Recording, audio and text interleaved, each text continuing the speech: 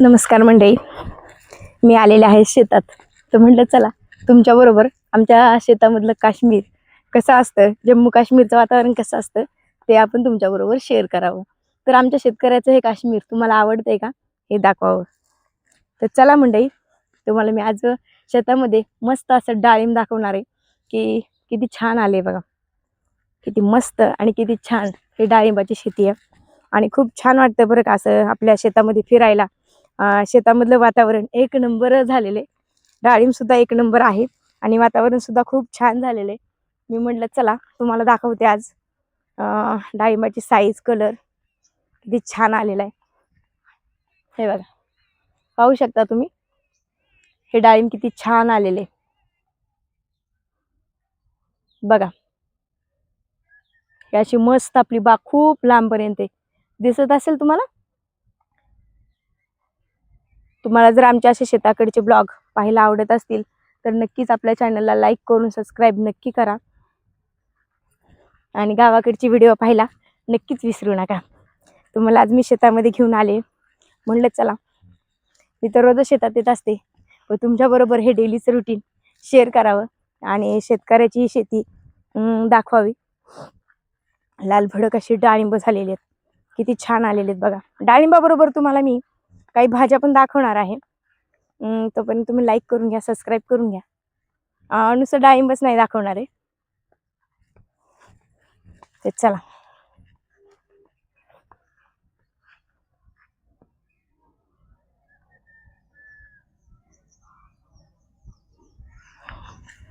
कसं वाटलं वातावरण आणि कसं वाटलं हे आमच्या शेतकऱ्याचं काश्मीर, जे की सफरचंदासाठी काश्मीर प्रसिद्ध आहे.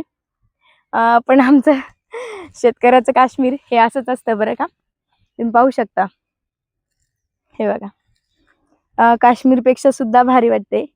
एवढी भारी फळं. कशी वाटतात फळं सांगा. खूप गोड आणि खूप छान लाल कलर झाला. आणखी ह्याला खूप दिवस म्हणजे आणखीन हे झालेले वेळ आहे याला. आणखीन लगेच नाही निघणार, ह्याला वेळ आहे काढायला. मला वाटतं 1 महिनाभर तरी आहे.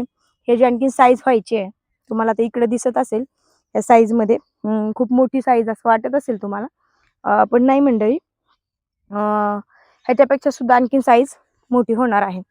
आणि सांगा तुम्हाला वाटतंय ना खरोखर काश्मीरमध्ये आल्या आहेत. नक्कीच लाईक करून सबस्क्राईब करा आणि गावाकडचे असेच ब्लॉग बघत राहा. इकडं पाठीमागे दिसतंय ना तुम्हाला खूप लांब असं म्हणजे आपल्या डाळिंबाची बाग आहे. आता सध्या ते चांगली आहे. आणखीन 1 महिना टायमिंग जायचा आहे. तर माहीत नाही मला 1 महिन्यामध्ये काय काय बदल होऊ शकतो, फळ कितपर्यंत राहू शकतं. कारण आता पाऊस एकसारखा येत आहे. खूप सारा पाऊस येतोय, सारखाच पाऊस येतोय. सांगू शकत नाही की पाऊस आपला आता म्हणजे किती साथ देईल. सारखा सतत जर पाऊस चालू झाला ना तर ही डाळिंब ना गळती होते बरं का. डाळिंब खूप गळतं बघा. आता हे किती छान झाड आहे, पाहू शकता तुम्ही.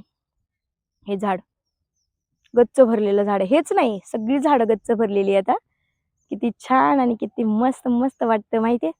खूप छान वाटतं आपल्या शेतामध्ये. मन एकदम असं प्रसन्न होतं, खूप छान वाटतं. मला तर खूप आवडतं. सकाळी 8चा टायमिंग असेल आता.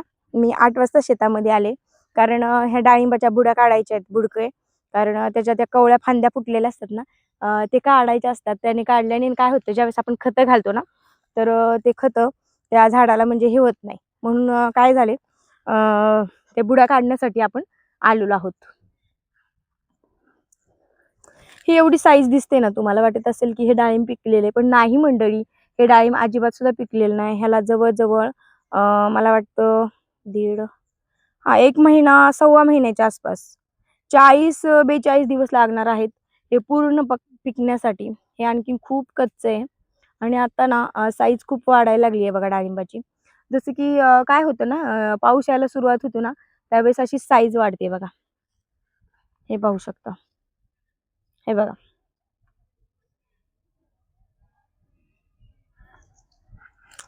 डाळिंबाच्या फांद्या खूप बांधल्या. आता तुम्ही म्हणताल हे काय आहे, हे पण सांगते. ज्यावेळेस आपण नाही का डाळिंब बांधायला सुरुवात केली ना, त्यावेळेची ही सुतळी राहिलेली आहे.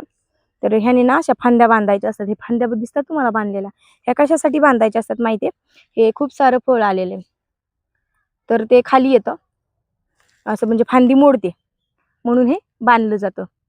तर हे बघा इकडं पण भरपूर सारं बांधलेले, ज्या फांद्यांना फळं आहेत, जे की फळं खाली येऊन फांदी तुटू नये म्हणून हे असं बांधलं जातं. बघा भरपूर साऱ्या ठिकाणी बांधलेले तुम्हाला दिसत असेलच, पाहू शकता. मंडळी तुम्हाला आणखीन एक दाखवणार आहे मी. आता तुम्ही म्हणसाल की ही काय आहे? ही आहे पेरूची बाग. पण हे पेरूच्या बागेमध्ये ना गेल्या वर्षी कांदा केला होता. तर कांद्यातली ना पात कशी आली ती दाखवते तुम्हाला. ह्या पातीची भाजी सुद्धा खूप छान होते बरं का. दिसते का तुम्हाला? हे बघा दाखवते, तुम्हाला उपटून दाखवते डायरेक्ट. हे बघा, हे बघा. तर ही पात आहे ना, ही भाजीसाठी खूप फायद्याची आहे. आम्ही तर खूप आवडीने खातो. कांदा आणि मस्तपैकी डाळ घालून ही भाजी बनवली जाते. कांद्याची पात खूप छान भाजी होते ह्याची. तुम्हाला आमच्या गावाकडचे ब्लॉग आवडतात का? मला नक्की कमेंट करून सांगा. नवीन असाल जया शेतकरी ब्लॉगवरती आणि असेच गावाकडचे व्हिडिओ तुम्हाला पाहायला आवडत असतील शेताकडचेही, तर नक्कीच लाईक करून सबस्क्राईब नक्की करून घ्या. आणि आमचं काश्मीर तुम्हाला आवडलं का हे सांगा. हे आमचं शेतकऱ्याचं काश्मीर आहे. तर आवडलं का नक्कीच कमेंट करून सांगा. धन्यवाद माझा पूर्ण ब्लॉग पाहिल्याबद्दल. असेच नवनवीन आणखीन ब्लॉग येणार आहेत. भाज्यांची माहिती येणार आहे, फळांची माहिती येणार आहे, शेतीची कामं तुम्हाला मी दाखवणार आहे. तर लाईक करून सबस्क्राईब नक्की करा आणि असेच आपले ब्लॉग पाहत राहा. मस्त अशी डाळिंबाची बाग तुम्हाला मी आज दाखवलेली आहेत. फळं कशी येतात हे दाखवलेलं आहे.